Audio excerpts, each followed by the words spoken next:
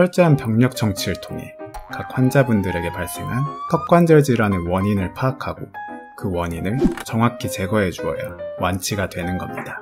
그리고 그 원인을 바탕으로 디스크 장애, 저작근 장애, 염증성 장애, 하악운동 장애를 해결해가면 되는 겁니다. 오늘 영상을 완벽히 이해했다면 무겁게가 원인인 환자에게 스플린트를 백날 끼워봐야 치료가 안 되는 것도 이해가 가실 겁니다.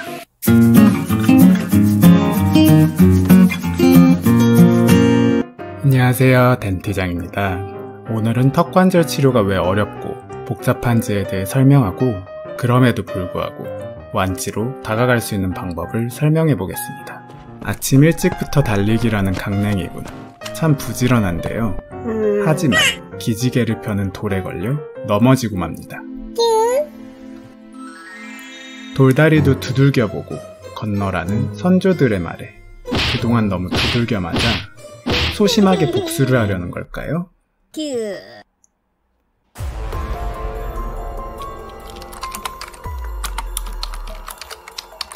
어쨌든 외상으로 인해 열흘 전부터 우측 턱관절의 통증이 시작되었고 3일 전부터 주변 근육의 불편감과 함께 개구장애가 동반되기 시작하였습니다.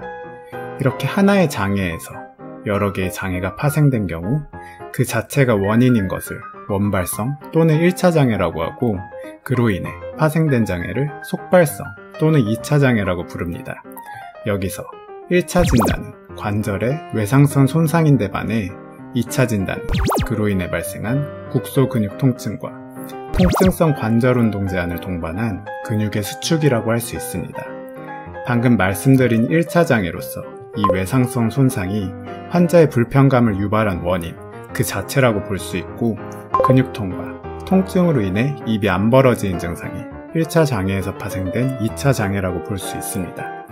눈에 안 보이는 통증을 치료하는 의사는 환자의 질환을 치료하는 데 있어 어느 한 질환을 정확히 타겟 삼아 치료하는 것도 어렵지만 정확히 그 타겟을 잡았다고 하더라도 그 타겟은 근본적인 원인이었던 1차 장애가 아니라 2차 장애인 경우도 허다하죠. 턱관절 질환의 완치를 위해선 그 질환을 일으켰던 1차 장애를 파악하고 원인을 제거하는 치료를 진행해야 합니다. 이를 교과서적으로 최적 치료라고 부릅니다. 원인을 찾아 해결하면 완치가 된다는 게 말이 쉽지만 아직까지도 턱관절 환자분들이 많이 남아있다는 건 그게 말처럼 쉽지만 않다는 걸 암시한다는 걸 알 수 있으실 겁니다. 그럼 지금부터 왜 턱관절 질환의 1차 장애를 찾는 것이 어려운지를 설명하고 최적 치료를 하기 위한 근본 원인을 찾는 법을 설명드리겠습니다. 턱관절 질환의 1차 장애를 찾기 어려운 이유는 한 증상이 지속될 경우 곧 다른 증상에 영향을 주기 때문인데요. 디스크가 앞으로 빠져서 소리가 나고 개구장애가 생기는 관절 원판 장애의 경우 근육에 통증이 생기는 저작근 장애를 일으킬 수 있습니다. 그 이유를 설명드리면 입을 벌릴 때 관절 쪽에서 통증이 발생한다고 했을 때 우리 몸은 이 통증을 막기 위해 입을 다무는 근육을 지속적으로 수축시킵니다. 이게 지속시 근육의 피로도가 증가해 결국 근육통으로 이어질 수 있는 것이죠. 한편 근육통이 있는 저작근의 장애가 반대로 관절 원판 장애를 일으킬 수 있는데요.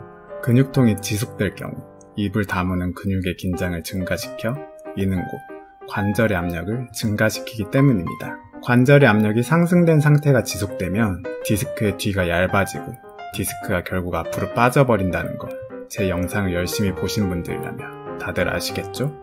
그렇게 되면 턱에서 소리도 나고 입이 안 벌어지는 증상도 일어날 수 있습니다. 뿐만 아니라 디스크가 빠지는 관절 원판 장애는 관절의 염증성 장애를 초래할 수 있습니다.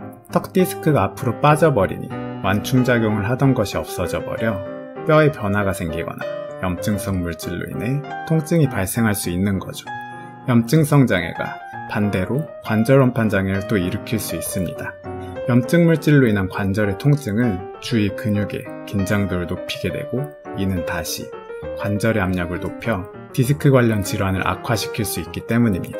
마지막으로 아래턱의 움직임이 제한되는 하악운동 장애는 저작근의 장애와 염증성 장애에 의해서 초래될 수 있는데 입을 벌릴 때 근육이나 관절의 통증이 있게 된다면 통증으로 인해 입을 많이 벌리지 못하게 되고 이 상태가 장기간 지속될 경우 근육의 길이가 짧아지는 근경축이 일어날 수 있기 때문입니다. 이렇게 되면 나중에 통증이 없어져도 짧아진 근육으로 인해 입이 잘 안 벌어지게 되는 것이죠. 또한 하악운동장에도 역으로 영향을 줄 수 있는데, 우리는 입을 다물고 입을 다시 벌릴 때 여러 근육들이 협동작용을 하게 되고, 하악운동장애로 인해 한 근육의 기능이 떨어지게 되면 특정 근육의 하중이 늘어나거나 과도하게 기능하게 되고, 특정 관절에도 하중이 늘어날 수 있습니다. 이는 곧 근육통과 관절의 염증 반응으로 이어질 수 있는 거죠.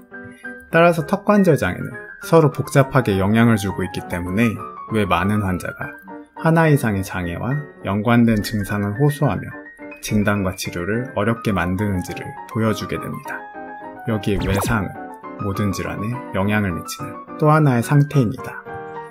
외상이란 단순히 어디에 부딪히거나 넘어지는 것을 의미하는 거대 외상을 포함하여 이악물기, 이갈이의 이상기능 활동들, 여러 차례 언급했었던 정형적 불안정성의 미세 외상을 포함하는 개념을 말합니다. 다시 처음으로 돌아와 이 복잡한 질환들 속에서 선행되는 질환을 찾고 장애의 원인을 직접적으로 제거하기 위해선 어떻게 해야 할까요? 정답은 바로 환자와 의사 간의 커뮤니케이션입니다. 그 중에서도 철저한 병력 청취인데요. 여기서 병력 청취란 처음에 통증이 어떻게 시작되었는지, 시간이 지나면서 통증의 양상이 어떻게 변화해왔는지, 다른 곳에서 치료를 받으면서 증상이 개선되었는지 여부 등을 체크하는 겁니다. 치과의사가 충치 등의 치아 질환을 진찰하는 경우에는 필요한 정보의 대부분을 검사를 통해서 얻는 반면, 통증 장애를 진찰하는 경우에는 진단에 필요한 정보의 70-80%에 이를 정도의 많은 양을 병력 청취를 통해 얻을 수 있으며, 검사를 통해서 알 수 있는 내용은 아주 조금밖에 되지 않기 때문입니다. 철저한 병력 청취를 통해 각 환자분들에게 발생한 턱관절 질환의 원인을 파악하고 그 원인을 정확히 제거해 주어야 완치가 되는 겁니다. 그 원인들에는 교합, 스트레스, 목 어깨 통증, 이갈이 등의 이상 기능, 외상 등이 있다고 했죠. 그리고 그 원인을 바탕으로 디스크 장애, 저작근 장애, 염증성 장애, 하악운동 장애를 해결해가면 되는 겁니다. 이렇게 보니 딱지치기를 하는 것 같네요. 오늘 영상을 완벽히 이해했다면 목 어깨가 원인인 환자에게 스플린트를 백날 끼워봐야 치료가 안 되는 것도 이해가 가실 겁니다. 앞으로 병력 청취에 있어 환자분들이 제공해야 할 정보는 무엇이고, 의사분들 입장에서는 어떠한 정보에 초점을 주어 들어야 할지는 앞으로 차차 설명드리겠습니다. 오늘 영상은 여기까지고요. 도움이 되셨다면 구독과 좋아요 부탁드립니다. 감사합니다.